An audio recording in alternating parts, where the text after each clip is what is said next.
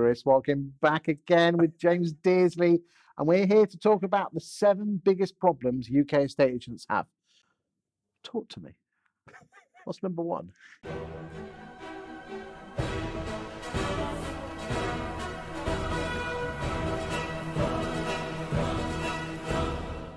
That was a great introduction. I love that one. So this has come about because I've done a few keynote speeches, and to be fair, I've tried to consolidate all that knowledge into one slide, just as a sort of like of an opening slide.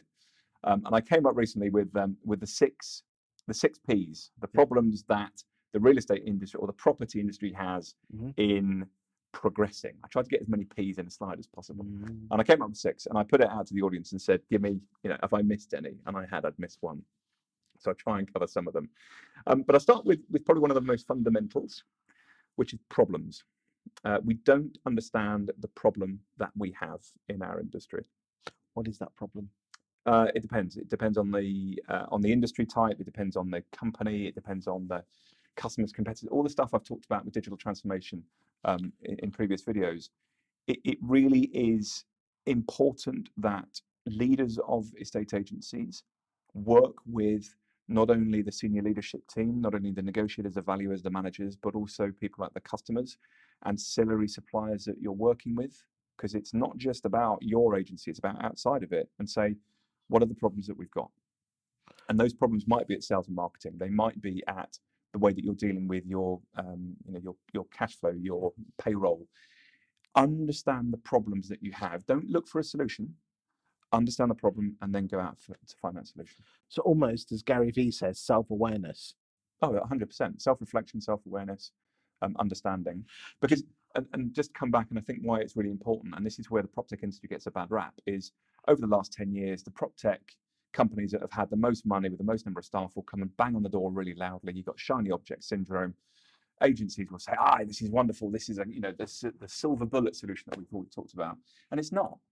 Because what they do is they run after the solution and they become a solution first organization rather than a problem first, which is a period of self-reflection, to take on your point, and then really drill into what are the problems that we face. And you should come out 5 to 10 problems, which you can then go out as a senior leadership team, having surveyed the whole industry and your investors and shareholders, etc., and you go out to the industry. Because quite often, I think a lot of bosses, and I know this is endemic in an awful lot of industries, but they're very hands-on, working in the business and not necessarily on the business. And quite often, they're looking for solutions, estate agency suppliers, to help them with that, when in reality, they quite often are too close to the coalface and should be taking a step back. 100%. Yeah, you've got to. I mean, if you're too close to it, it's like that's just management, right? You can't be too close to it. You have to be one step removed. And the biggest challenge of leadership is to understand those problems. What's the second P? So profitability is another really important one, and simply because we're too focused on sort of short-term profitability rather than long-term profitability, and it's easy to say that, but I think this is a challenge in particular, actually small and large. On smaller sort of one branch estate agents, you are really super concerned about, well, can I pay wages this month? Can I pay for my office this month? And it's you have to look after that. Cash is king. But it's exactly the same problem as massive, large listed estate agents, when you've got the same challenges but slightly different, which is, well, I've got to, I can't throw a drop in my profits, and as a consequence, you cannot objectively look at your challenges because it's restricted by short-term challenges facing the business. And I just implore, ask any leader to really start to investigate challenges ahead first of the profitability, because you have to look at the long-term viability of the business. How can bosses do that? Is it as simple as them just taking a day off each week and reflecting and just seeing where they stand, classic SWOT analysis of themselves and their competition? But I think that comes second to a shift that they have to have, small or large, which is the communication that we are going to take a short-term hit in our profitability here. And again, that communication is very different whether you are a small agency or whether you're a large one, which is, well, in a large one, it's a case of shareholders, we are about to go on a digital transformation journey. We are going to have a real period where we might be a bit hit on our profitability because we're going to start testing things. We're going to start investing in things which we've never done before. We're going to screw it up. We're going to make mistakes, and we have to do that. Exactly the same thing when it comes to a short agency, which is, right, can we afford to take this hit or can we not? And it's a real mentality of progression, or actually, do we really need to change? Because let's be honest, some people don't. You know, they may not be planning to be around in 20 years' time, but there should still be that period of self-reflection of, you know, do we need to take that hit or not? What's the third P? So procrastination is a really big one, which is, you know, why should we do it today? It's just a simple mentality fix, which as leaders, it's so very easy to procrastinate and not do anything, because if it ain't broke, don't fix it. Let's be perfectly frank. You know, and I love estate agency. I absolutely do. And, you know, there's a thrill in selling or letting a house, or we're doing, and so why do we need to fix it? We're still getting our leads in from Rightmove. We're still getting listings because we've got a great high street presence. Why do we need to change? And that's really hard as a leader, because you're in your comfort zone and you're happy. And yeah, you're getting, you know, it's tough. Business environment is not easy.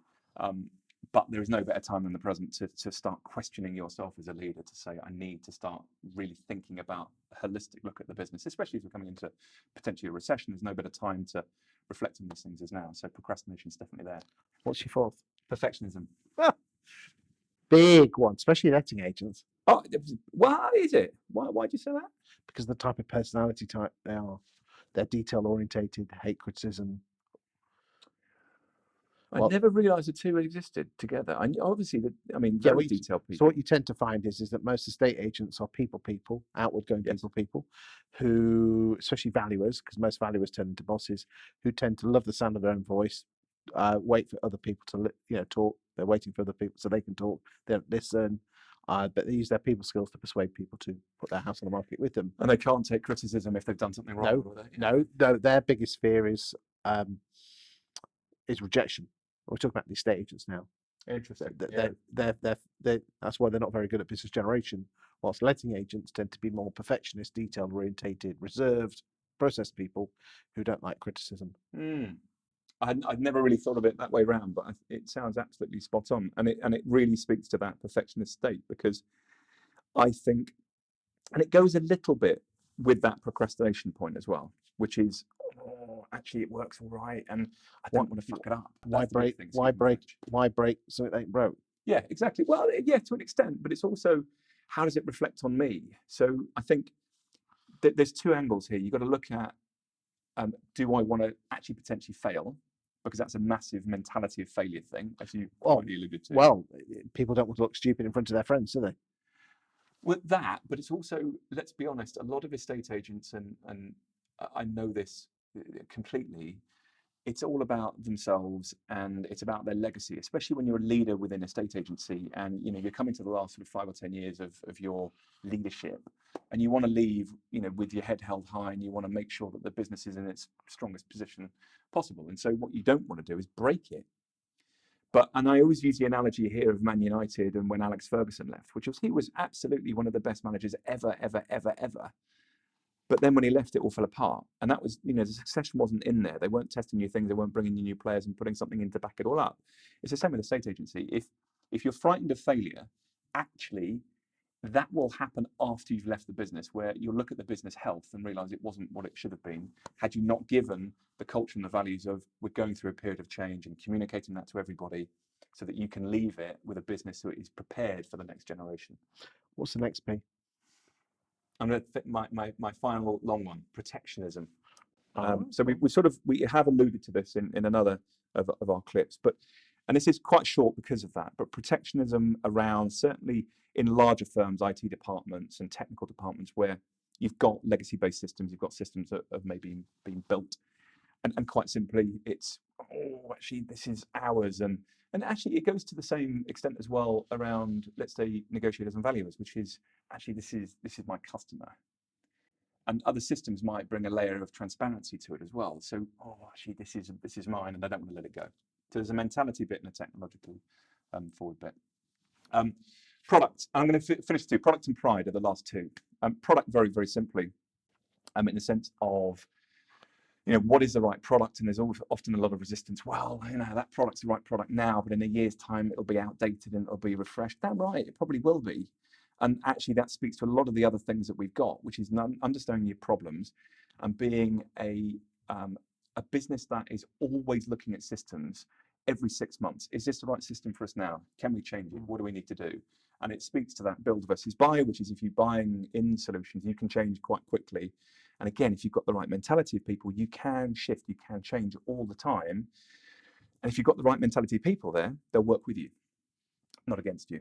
So that's the product thing. Always be willing to progress. And the last one is pride, simply. It's a human trait, it's a human mentality, which is I don't really want to change because I'm all right and I don't want to muck it up, and speaks to some of the other ones as well. Thank you for your time today, James. My pleasure.